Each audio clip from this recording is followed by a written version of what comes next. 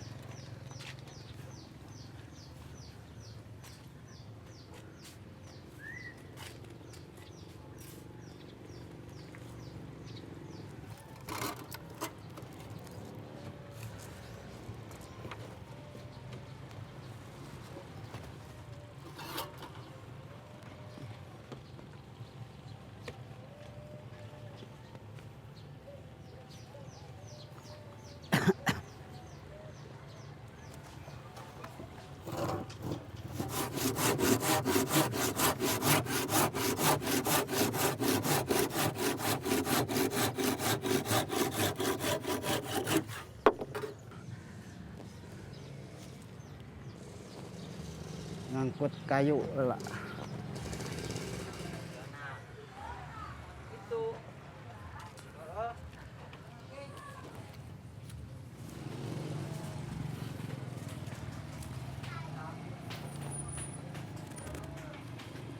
Nuju nyerpis parahu, nambal,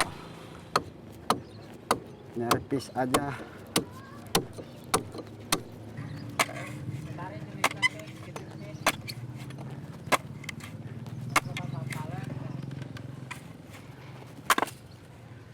Zaman kapungkur mah gitu tahun 82 86 mah gitu seueur ngan aya nama cuman ieu we kayak damal sehari-hari biasanya nyarpis gitu. Kayak kegiatan gitu. Kadang-kadang gitu nya.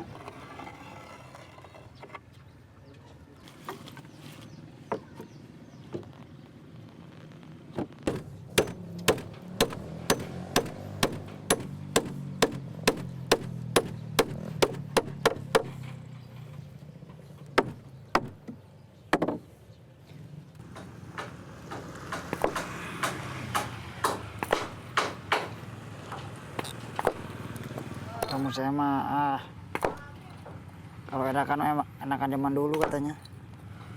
Sungainya bagus airnya. Sekarang mah udah keruh. Kalau dulu mah mengangkut bata teh itu ngaliwatan pinggir kali. Sekarang alih fungsi beli perahu yang kecil. Udah buat sampah itu.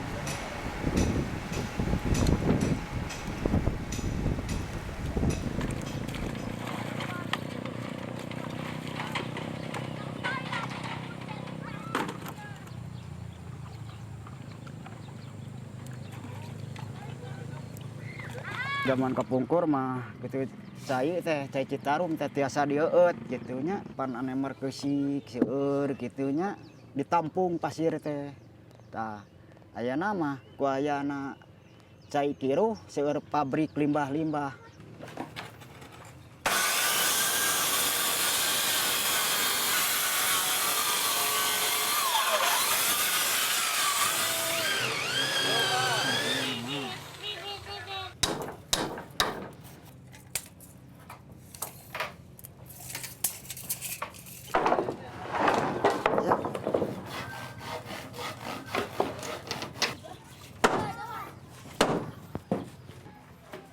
Nebus. Pesan paroge jadi jantan sepi kieu teu aya ieu. Teu aya we. Aya gejieun. Kadang-kadang gitu. Sasasi aya sasasi teu aya. Tah eta anu jadi naon ieu hambatanana.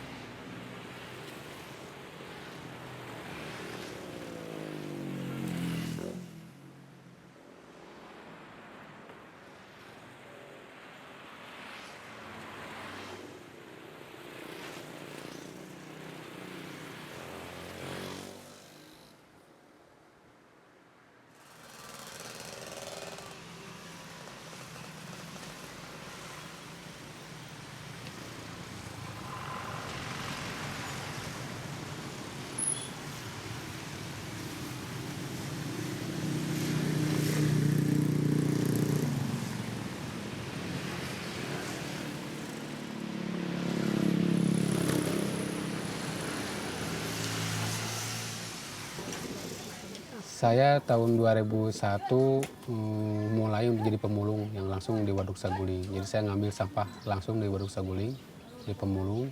Tahun 2001 itu belum ada pemulung di sini. Terus berkembang, kita jadi bandar dan kita mempunyai mesin rajang sendiri.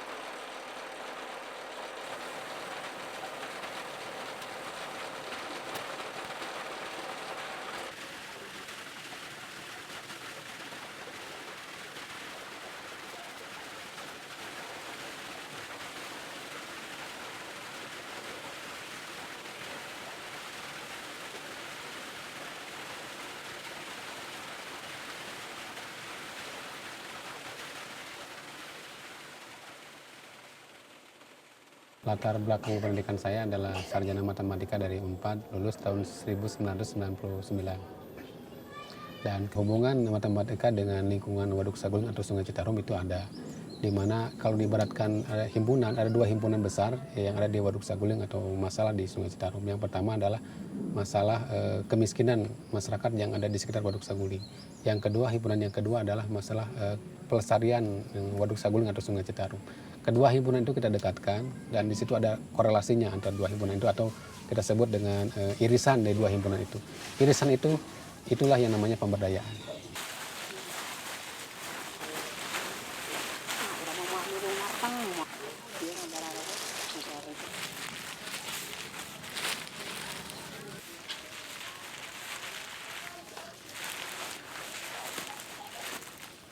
Koperasi Bangkit Bersama ini berdiri sejak 2009.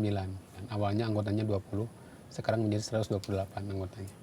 Ada 3 jenis kegiatan yang ada di Koperasi Bangkit Bersama. Yang pertama adalah usaha daur ulang limbah plastik, di mana kita mempunyai pemulung-pemulung binaan di Waduk Saguling. Mereka dikasih perahu untuk mengambil sampah di Waduk Saguling. Setelah terkumpul mereka jual ke koperasi, oleh koperasi diolah menjadi bahan baku biji plastik dan hasilnya kita jual ke pabrik plastik.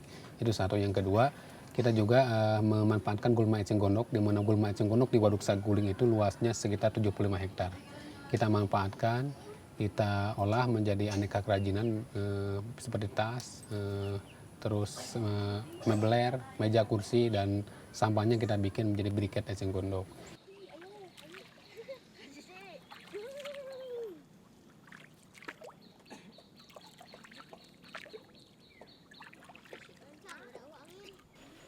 Jangan takut naik promo, seperti naik motor aja.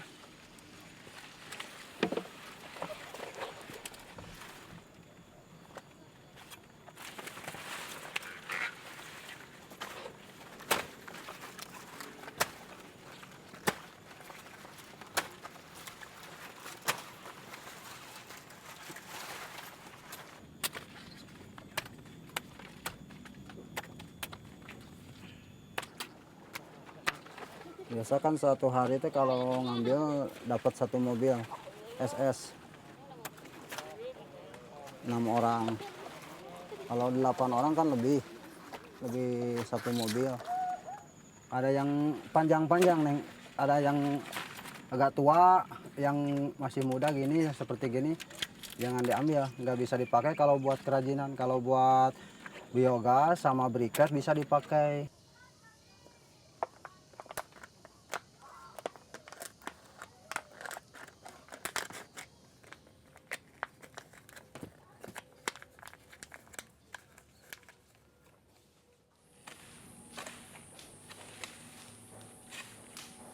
Yang ketiga, kita juga menanami di sekitar Waduk Saguling itu tanaman-tanaman yang berguna bagi masyarakat, yang kita sebut konsepnya hutan komunitas.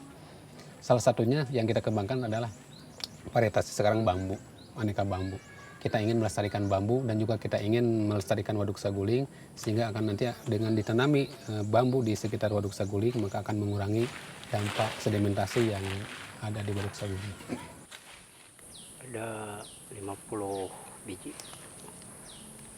Di hutan komunitas itu adalah konsepnya adalah menabung pohon dan tempatnya ada di sekitar Waduk Saguling. Jadi tujuannya ada dua keuntungan dari program hutan komunitas itu. Yang pertama adalah pemberdayaan masyarakat, karena dengan menanam pohon masyarakat diajak untuk menabung. Kalau misalnya hari ini anak-anak mereka itu udah masih kelas 1 SD, nanti 5 tahun atau 6 tahun ke depan begitu anak mereka sudah mau masuk ke SMP, mereka sudah punya tabungan dari pohon itu untuk ditebang, sehingga untuk bisa melanjutkan sekolah ke jenjang SMP. Itu satu dari sisi pemberdayaannya. Di sisi lingkungannya, hutan komunitas itu adalah menjaga erosi yang masuk ke Waduk Saguling, sehingga dampaknya sedimentasi itu bisa kita kurangi atau kita tekan, seperti itu. Semoga Waduk Saguling atau Sungai Citarum itu lebih lestari, lebih bersih, sehingga generasi-generasi ke depan setelah kita, mereka bisa menikmati bagaimana indahnya Sungai Citarum atau Waduk Saguling. Kan kalau Citarum bersih tuh limbah yang kita manfaatin sekarang tuh nggak ada gitu nanti. Ada 2 rencana besar yang akan kita kembangkan. Yang pertama adalah kita merencanakan untuk membuat pabrik biji plastik. Kita coba arahkan, kita bina bahwa jangan sampai membuang sampah plastik ke Citarum. Jadi mereka sebelum membuang sampah plastik ke Citarum, kita olah sampah di situ langsung. Kita bikin bahan baku biji plastik, kita pilah dan kita pilih. Setelah itu mereka jual ke pabrik. Yang kedua, kita juga ingin mengembangkan ekowisata di Waduk Saguling. Ini sebagai media pembelajaran bagi masyarakat yang ada di sekitar Waduk Saguling, bagaimana kondisi Waduk Saguling sekarang dan bagaimana solusi yang sudah kita lakukan di Waduk Saguling.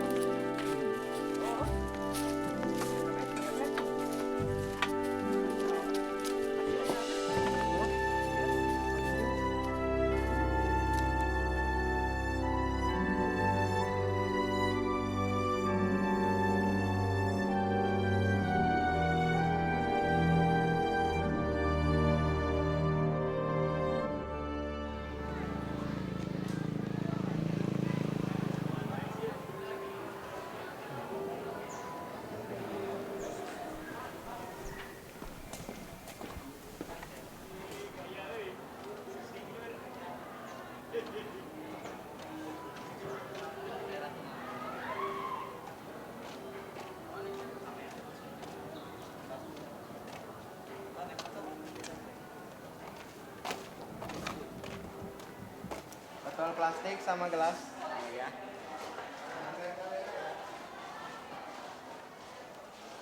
1,4. Jadi kurang 1,4 itu mungkin.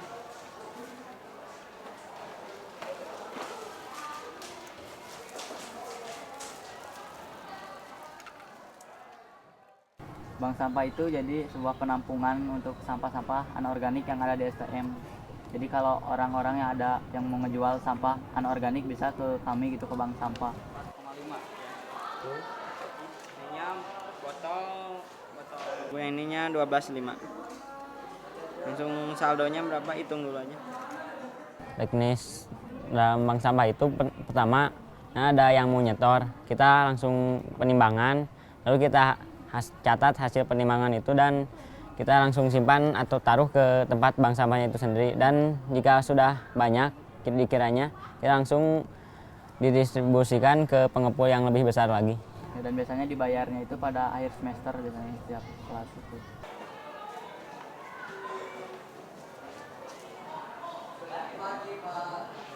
Kita ini kan melihat banyak sekali sampah anorganik yang berserakan itu di STM. Jadi gimana cara menanggulanginya? Jadi kita fungsikan bank sampah ini. Jadi tujuannya dibuat bank sampah ini untuk membuat lingkungan sekitar STM juga jadi tambah bersih lagi gitu dan terbebas dari sampah anorganik kayak gitu.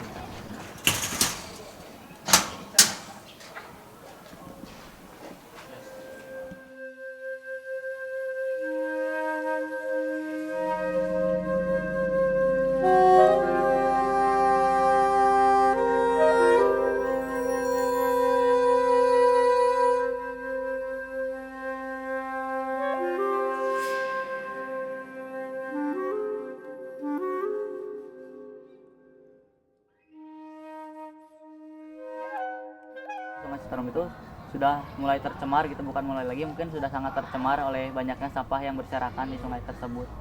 Terus jadi memang kita juga bertujuan untuk membuat lingkungan di Indonesia, tepatnya di Jawa Barat itu bisa lebih bersih lagi dari sebelumnya.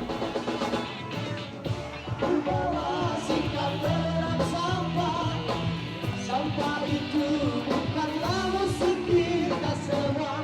Janganlah sampah itu dibuang, karena sampah bisa jadi uang. Daulah menjadi uang.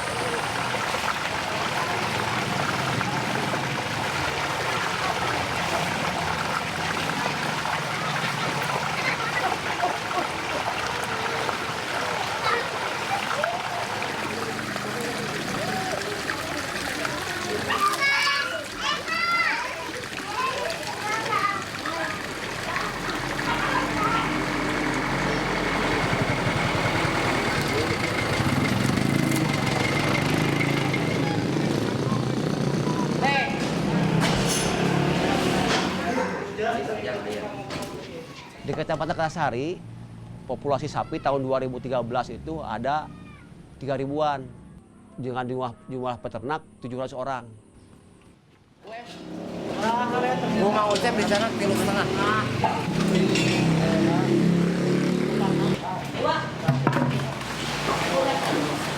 Dia kasih lah. Sama genep dah itu bentar. Sampai dah.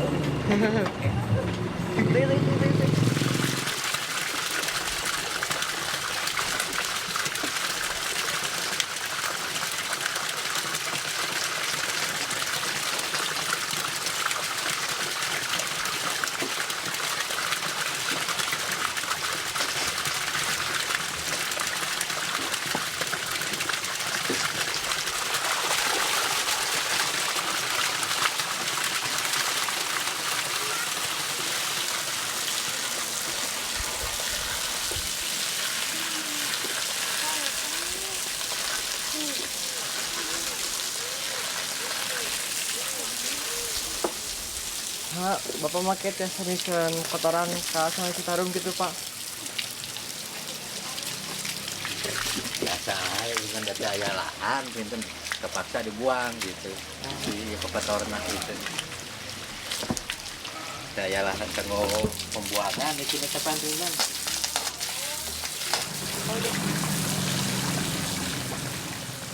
Masyarakat rata-rata nggak punya lahan untuk nyimpan kotorannya. Dia tuh pengen praktis aja, langsung aja buang ke sungai.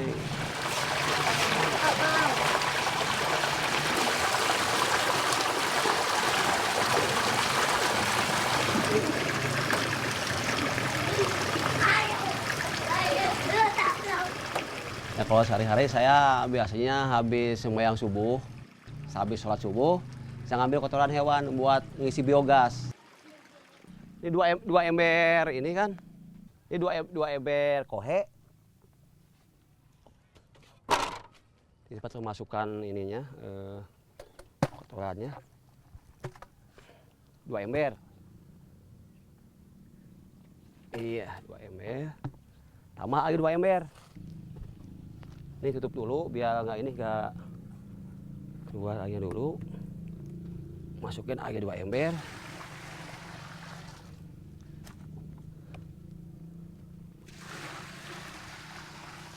Udah aduk. Nah, ini setelah jadi bubur, udah bercampur air dengan kohenya. Wah, dia ada bubur kan. Nah, baru masukin ini, buka ini. Masuk ke sana ke digister. Ini rutin, sehari 2 ember. Untuk masak rumah tangga lah cukup sehari ini, 2 ember ini. Ini saluran gasnya, pipa ininya. Masuk ke sana ke dapur. Ini lebih aman daripada gas LPG. Nah, ini limbahnya keluar di sini, Pak. Tampung di sana. Penampungan limbah.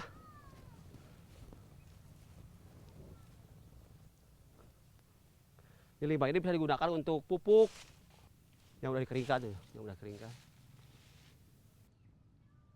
Instalasi biogas itu nggak lama. 3 hari cukup. Setelah 3 hari dibiarkan seminggu biar kering. Kemarin ini 2 minggu baru penuh. 2 minggu menunggu ada reaksi biogasnya. Sebulan baru bisa digunakan. Nah, setelah itu kita isi tiap hari. Tiap dipakai, habis dipakai misalkannya. Turun di manometernya angka sampai angka 5. Kita biarkan 2 jam naik lagi. Nah, ini manometer untuk ukuran ada seberapa banyak gasnya. Ini kebetulan udah dipakai masak tadi, masak air sekarang ada di angka 8 ini ya.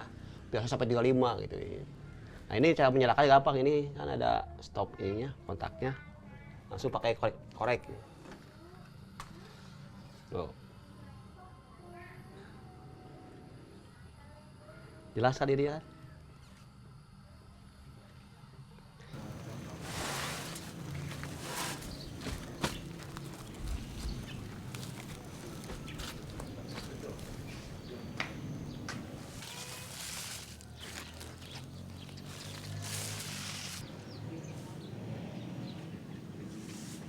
dari ampas biogas kan. Sebagian kita ambil ampas biogas, terus yang tidak masuk dulu ke biogas juga kita sama diolah juga menjadi pupuk organik.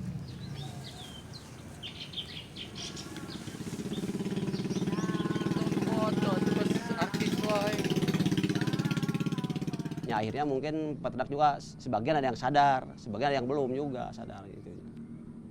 Mungkin perlu tindak lanjutnya dari pemerintah juga. Usah tindakan tegas lah. Sanksinya gimana, yang buang ke kali masih buang ke kali, gimana sanksinya. Di sini kohe seharinya mungkin kurang lebih berapa puluh ton seharinya. Sedangkan biogas ini belum semua ke biogas.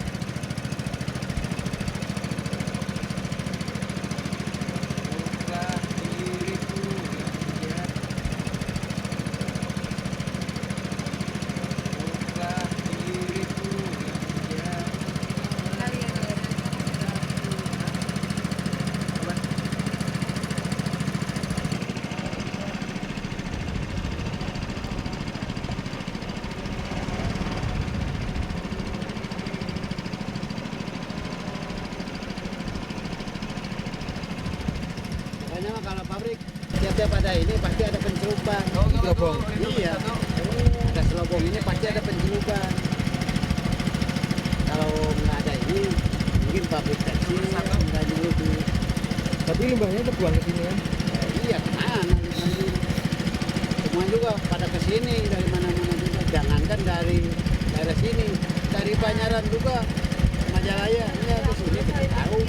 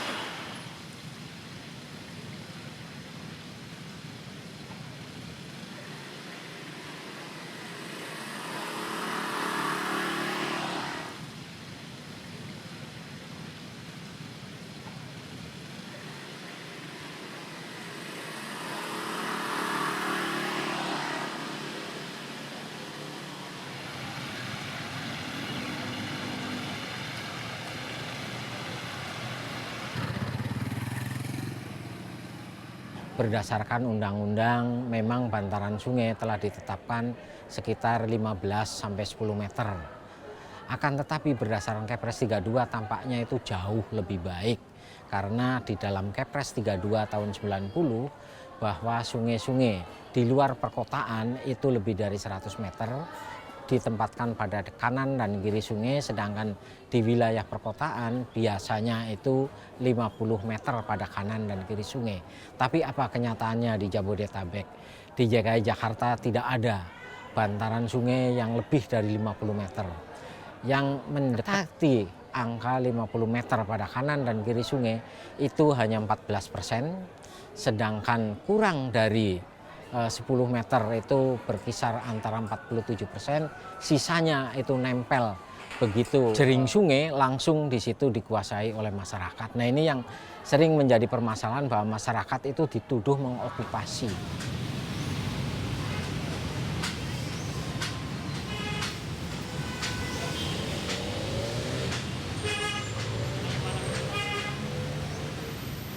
Sebetulnya yang namanya sungai ini punya kemampuan untuk membersihkan atau memurnikan dirinya sendiri.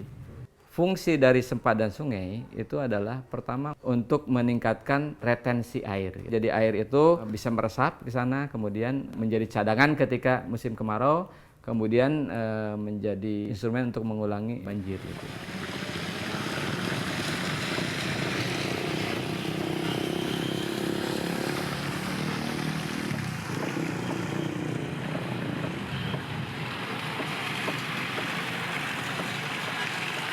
Kemudian dari sisi pencemaran, sempadan sungai juga ini merupakan filter alami.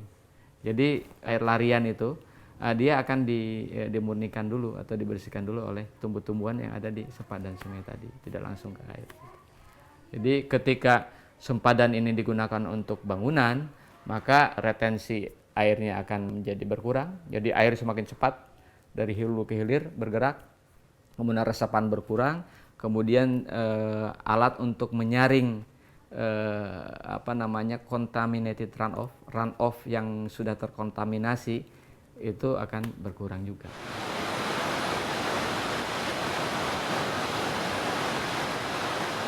Sebaiknya Sungai Citarum mestinya harus dikelola dengan baik karena itu dimanfaatkan untuk penerangan listrik, menjalankan turbin baik di Saguling, Cirata maupun Jatiluhur, sedangkan sisanya dimanfaatkan oleh masyarakat Bekasi dan Jakarta.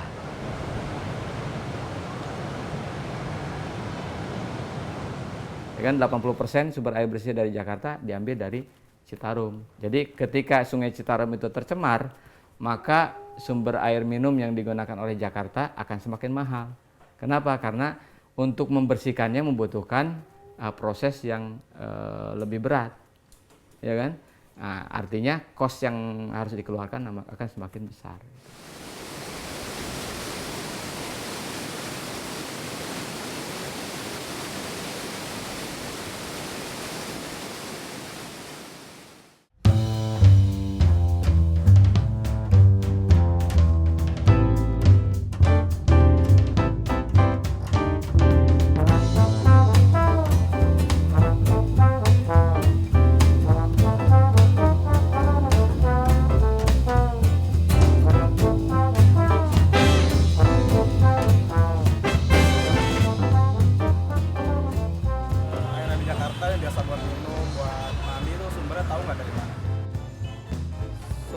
Jakarta saya tidak tahu. Saya nggak tahu, Pak. Air Jakarta itu yang biasa digunakan oleh orang Jakarta, sumbernya itu saya kurang tahu, Mas. Jakarta itu kan dataran rendah ya kan? Otomatis yang namanya sifat air itu mengalir dari yang tinggi ke yang rendah.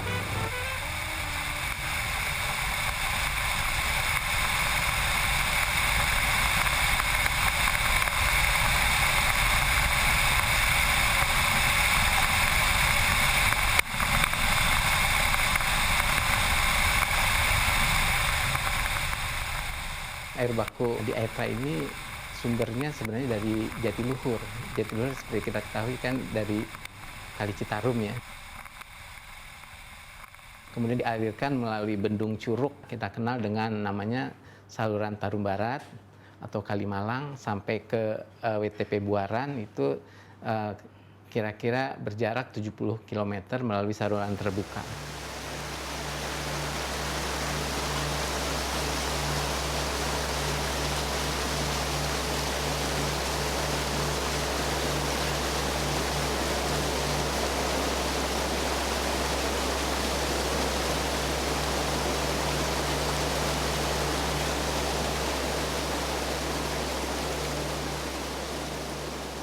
Air baku itu yang kita peroleh dari Kalimalang, kita berikan bahan kimia, koagulan, sehingga terjadi pemisahan air bersih dan lumpur.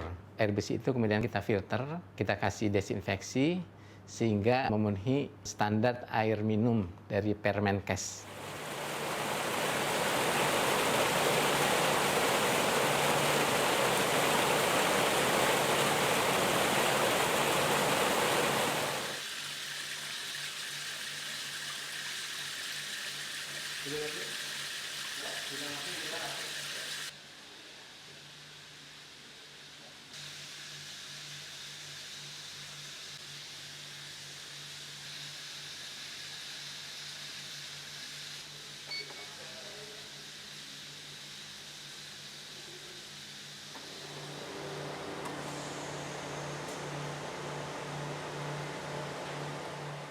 Air Kalimalang itu mempunyai kapasitas sebanyak 17.000 liter per detik atau 17 meter kubik per detik. Nah, ini digunakan sebagai sumber utama air baku untuk pengolahan air minum di Jakarta. Mengenai sedimentasi ini biasanya terjadi pada saat musim hujan ya. Sehingga di saluran sendiri akan banyak endapan ya. Pada saat kekeruhan tinggi menyebabkan kita agak kesulitan dalam hal pengolahannya dan kita harus membutuhkan bahan kimia yang lebih banyak. Dan kalau kekeruhan yang sangat tinggi, kita terpaksa dapat menurunkan kapasitas produksi WTP kita.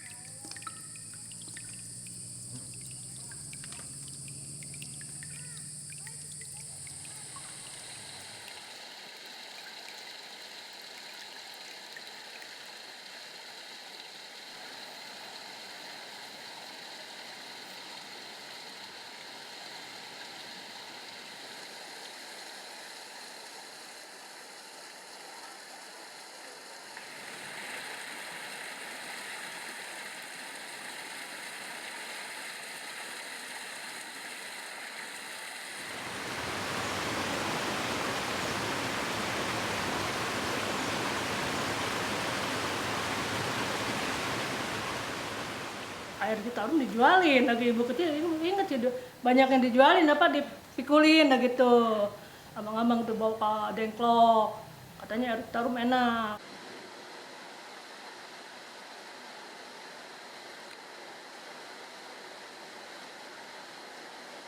Dulu itu Citarum sangat-sangat bersih airnya.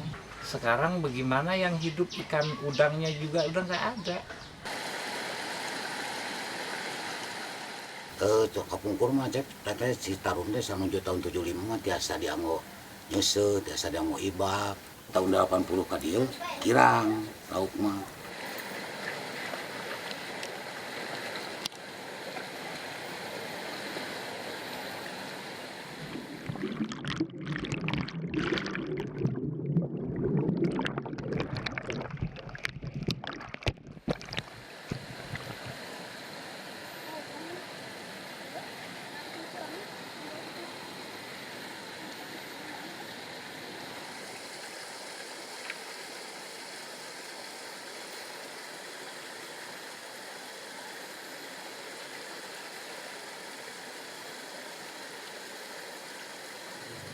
Hari kampung kurang mah nya lah ke budak letik geunan keur ieu masuk mandi ke Citarum, Buyang. Sok ulin di Citarum mandi oge sorodotan. Gayana mah sorodotan. Nya sorodotan gitu. Amun ke zaman ayeuna mah mayar gitu lah. Basana gayana mah aya terbum karet.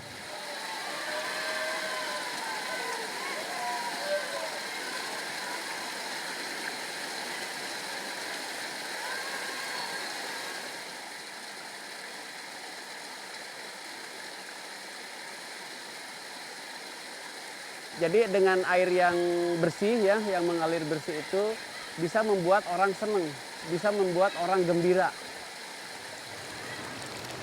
Jadi sungai Citarum yang bersih sepanjang 7 km itu airnya dipasok dari anak-anak sungai yang ini, kecil-kecil ini.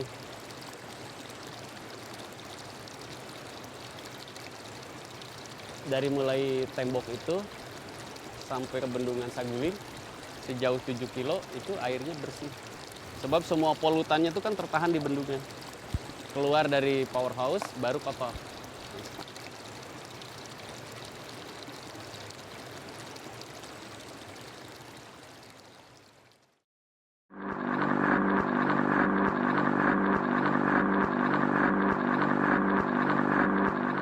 Proklamasi kami bangsa Indonesia dengan ini menyatakan kemerdekaan Indonesia.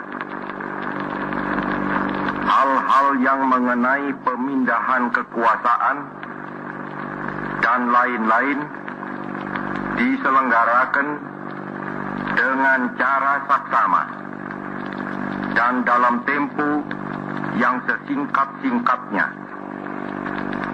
Jakarta, 17 Agustus 1945, atas nama bangsa Indonesia, Soekarno-Hatta.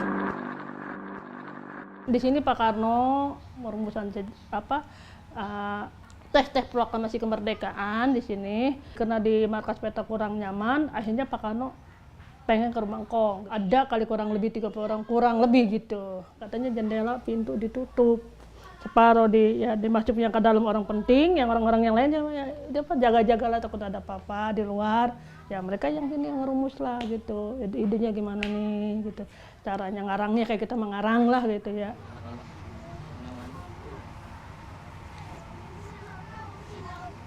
Kondisi rumah engkong dulu itu aman, tertutup gitu sama pagar gitu Bang. Kalau sekarang pindah ke sini enggak kayak dulu gitu. Dulu pagarnya tinggi. Rumah ini dipindahkan karena kita kena abrasi Sungai Citarum. Jadi rumah tuh diangkat dipindahin kemari.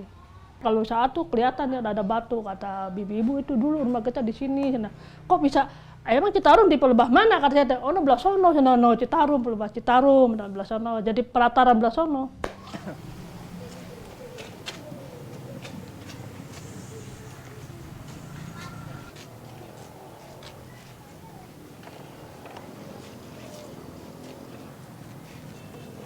Itu rumah itu di tengah kali ini.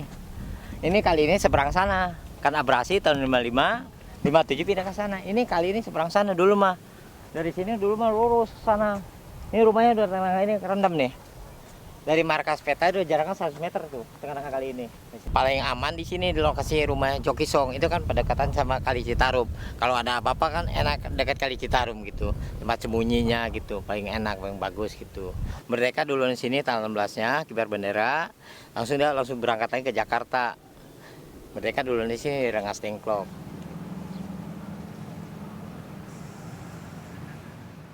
Berdirinya negara ini di bantaran Sungai Citarum. Kembalikanlah fungsinya Citarum seperti dulu.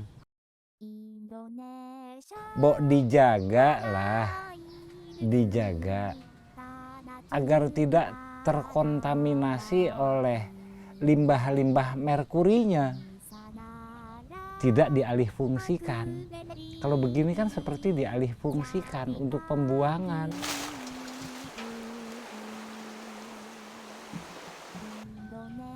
untuk pembuangan. Masa Citarum dijadikan pembuangan? bangsa dan tanah